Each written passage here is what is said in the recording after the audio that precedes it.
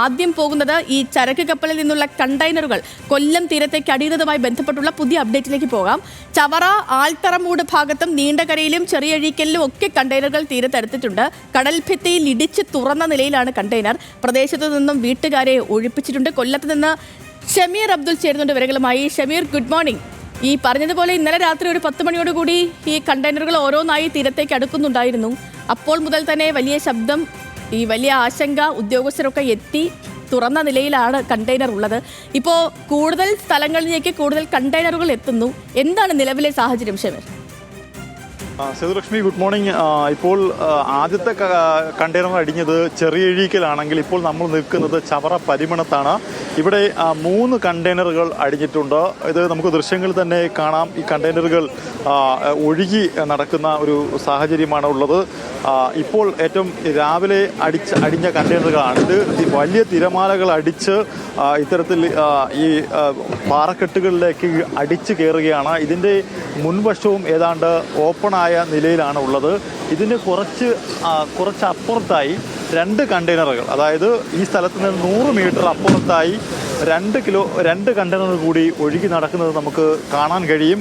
എന്തായാലും ഇത് കഴിഞ്ഞ ദിവസം രാത്രി തന്നെ മുതൽ നമുക്ക് ജില്ലാ ഭരണകൂടത്തിൽ ഇത്തരത്തിലൊരു സൂചന ലഭിച്ചിട്ടുണ്ടായിരുന്നു. അതായത് കൊല്ലം തീരത്തേക്ക്, ഇത് തെക്കൻ തീരത്തേക്കാണ് ഇത്തരത്തിൽ കണ്ടെയ്നർ ഒഴുകി നടക്കുന്നത്. ലൈബീരിയൻ കപ്പലിൽ നിന്നും കടലിലേക്ക് വീണ കണ്ടെയ്നറുകളാണ്. ഏതാണ്ട് 100-ലധികം കണ്ടെയ്നറുകൾ കടലിലേക്ക് വീണിട്ടുണ്ട്. എന്തായാലും ഇതിൽ 13 കണ്ടെയ്നറുകളാണ് പ്രശ്നമുള്ള കണ്ടെയ്നറുകൾ. ഇതിപ്പോൾ ഫ്രീസിംഗ് സംവിധാനമായുള്ള ഒരു കണ്ടെയ്നർ, റെഫ്രിജറേറ്റർ കണ്ടെയ്നർ പോലെയാണ് ദൃശ്യങ്ങളിൽ കാണാൻ കഴിയുന്നത്. പക്ഷേ ഈ കണ്ടെയ്നറിൻ്റെ ഒരു ഭാഗം ഓപ്പണായി കിടക്കുകയാണ്.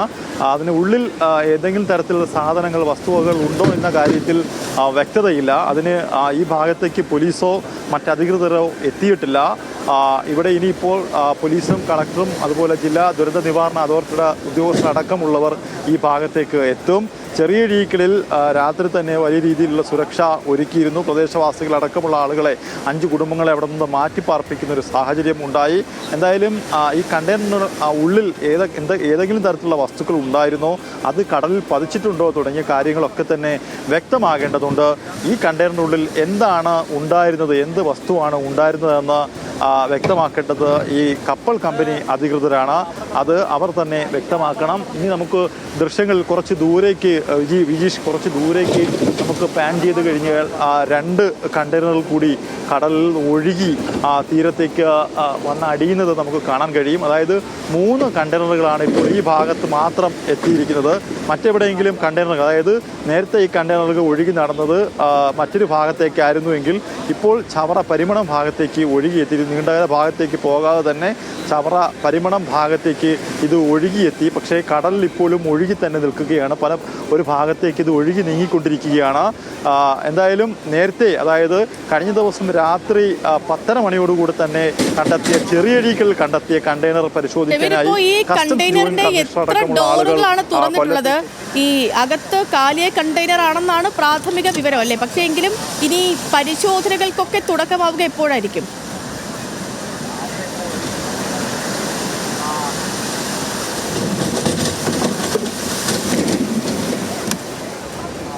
പരിശോധനകൾ കൊച്ചിയിൽ നിന്നുള്ള വിദഗ്ധ സംഘം എത്തിയാൽ മാത്രമേ കണ്ടെയ്നറിൻ്റെ എന്താണ് ഈ കണ്ടെയ്നറിൻ്റെ ഉള്ളിൽ ഉള്ളത് തുടങ്ങിയ കാര്യങ്ങളൊക്കെ തന്നെ പരിശോധിക്കാൻ കഴിയുകയുള്ളൂ. എന്തായാലും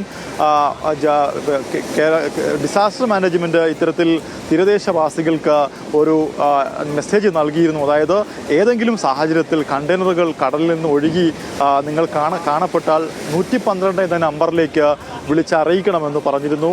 കണ്ടെയ്നറിന് അടുത്തേക്ക് പോവുകയോ അല്ലെങ്കിൽ കണ്ടെയ്നറിനുള്ളിൽ നിന്ന് ഏതെങ്കിലും വസ്തുക്കൾ കടലിലേക്ക് പതിച്ച് തീരത്തേക്ക് എത്തുകയോ ചെയ്തു കഴിഞ്ഞാൽ അത് ആരും എടുക്കാൻ പാടില്ല തുടങ്ങിയ കാര്യങ്ങളൊക്കെ തന്നെ ഈ പറയുന്ന ദുരന്ത നിവാരണ അതോറിറ്റി റിപ്പോർട്ട് ജനങ്ങളെ അറിയിച്ചിരുന്നു. ഈ സാഹചര്യത്തിലാണ് ഇന്ന് രാവിലെ ഇപ്പോൾ ഈ പുതിയ 3 കണ്ടെയ്നറുകൾ കൂടി കാണപ്പെടുന്നത്. അതായത് ഈ അതായത് കൊച്ചിയിലേക്ക് പോയ ഈ ലൈബീരിയൻ കപ്പലിൽ നിന്നും ഒഴുകി കടലിലേക്ക് പതിച്ച കണ്ടെയ്നറുകളിൽ 4 കണ്ടെയ്നറുകൾ ഇപ്പോൾ, ടോട്ടൽ 4 കണ്ടെയ്നറുകൾ ഇപ്പോൾ കൊല്ലം തീരത്തെത്തിയിരിക്കുന്നു. അതിൽ ആദ്യ കണ്ടെയ്നർ ചെറിയഴീക്കൽ ഭാഗത്തും അതിൽ 3 കണ്ടെയ്നറുകൾ ഇപ്പോൾ ചവറ പരിമണം ഭാഗത്തും ഒഴുകി നടക്കുകയാണ്. ഇതിപ്പോൾ സ്ഥിരമായ ഒരു സ്ഥലത്ത് ഈ കണ്ടെയ്നർ നിൽക്കുന്നില്ല. അത് വലിയ തിരകൾ അടിച്ച് അടുത്ത ഭാഗത്തേക്ക് മാറിക്കൊണ്ടിരിക്കുകയാണ്, ഒഴുകി നടക്കുകയാണ്. ഇനി ഇവിടേക്ക് ചവറ പോലീസ് എത്തണം. നേരത്തെ സേതുലക്ഷ്മി സൂചിപ്പിച്ചതുപോലെ തന്നെ ഇതിൻ്റെ ഒരു ഭാഗം തുറന്നു കിടക്കുകയാണ്. മറുഭാഗം നമുക്ക് കാണാൻ കഴിയില്ല. കാരണം കാലാവസ്ഥ പ്രക്ഷുബ്ധമാണ്. കടലിലേക്ക് ആ ഭാഗത്തേക്ക് ഇറങ്ങി നോക്കാൻ കഴിയാത്ത മാത്രമല്ല ഈ നല്ല വലിയ പാറക്കല്ലുകൾ നമുക്ക് അവിടെ ദൃശ്യമാണ്. അപ്പൊ ഈ കണ്ടെയ്നറുകൾ കൂടുതൽ ഈ തിരയിൽപ്പെട്ട് പാറക്കല്ലിലേക്ക് ഇടിച്ചു കയറി കൂടുതൽ ഡോറുകൾ ഓപ്പൺ ആകാനുള്ള സാധ്യതയും നിലനിൽക്കുന്നുണ്ട്. ഇപ്പോൾ ഇന്നലെ തന്നെ കസ്റ്റംസ് പറഞ്ഞതനുസരിച്ചാണെങ്കിൽ 643 കണ്ടെയ്നറുകളിൽ 73 എണ്ണം കാലിയാണ്. പക്ഷേ 13 എണ്ണത്തിൽ കാൽസ്യം കാർബൈഡ് ഉൾപ്പെടെയുള്ള രാസവസ്തുക്കൾ ഉണ്ട്. ബാക്കിയുള്ള കണ്ടെയ്നറുകളിലുള്ള വസ്തുക്കൾ എന്താണ് എന്ന കാര്യത്തിൽ വ്യക്തതയില്ല. അപ്പോൾ അതുകൊണ്ട് തന്നെ ഈ കണ്ടെയ്നറുകളിലെ ഒരു ഡോറ് ഇപ്പം ചെറുതായിട്ടൊക്കെ ഓപ്പൺ ആയിരിക്കും, നമുക്ക് ദൃശ്യങ്ങളിൽ കാണാം. ഇതിനുള്ളിൽ ഇനി എന്തെങ്കിലും ഉണ്ടോ ഇല്ലയോ എന്ന കാര്യത്തിലൊക്കെ അവ്യക്തതയാണ്. കൂടുതൽ കണ്ടെയ്നറുകൾ തീരത്തേക്ക് വരുന്നു. ഇത് കൂടുതൽ ഞാൻ ഈ പറഞ്ഞ പോലെ കല്ലിലൊക്കെ ഇടിച്ച് കൂടുതൽ തുറക്കാനുള്ളൊരു സാധ്യത, അതിനുള്ളിലുള്ള സാധനം നമുക്ക് അറിയാത്തത് കൊണ്ട് അത് വലിയ ആശങ്കയാണല്ലേ?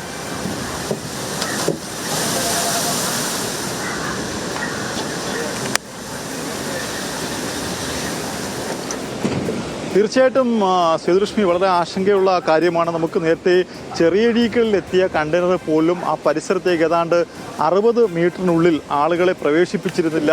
അവിടെ നിന്നും ആളുകളെ മാറ്റി നിർത്തുന്ന ഒരു സാഹചര്യം ഉണ്ടായിരുന്നു. അവിടെ നിന്ന് ആളുകളെ മാറ്റിപ്പാർപ്പിക്കുന്ന ഒരു സാഹചര്യം ജില്ലാ ദുരന്ത നിവാരണ അതോറിറ്റി രാത്രി തന്നെ സ്വീകരിക്കുകയും ചെയ്തിരുന്നു. ഇപ്പോൾ ഈ ഭാഗത്ത് കണ്ടെയ്നർ അടിഞ്ഞിട്ടുണ്ട്.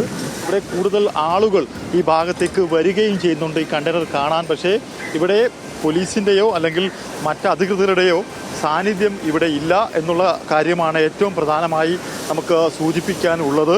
എന്തായാലും ഈ കണ്ടെയ്നറിൻ്റെ മറു സൈഡിലാണ് ഡോറ് ഓപ്പണായി നിൽക്കുന്നത്.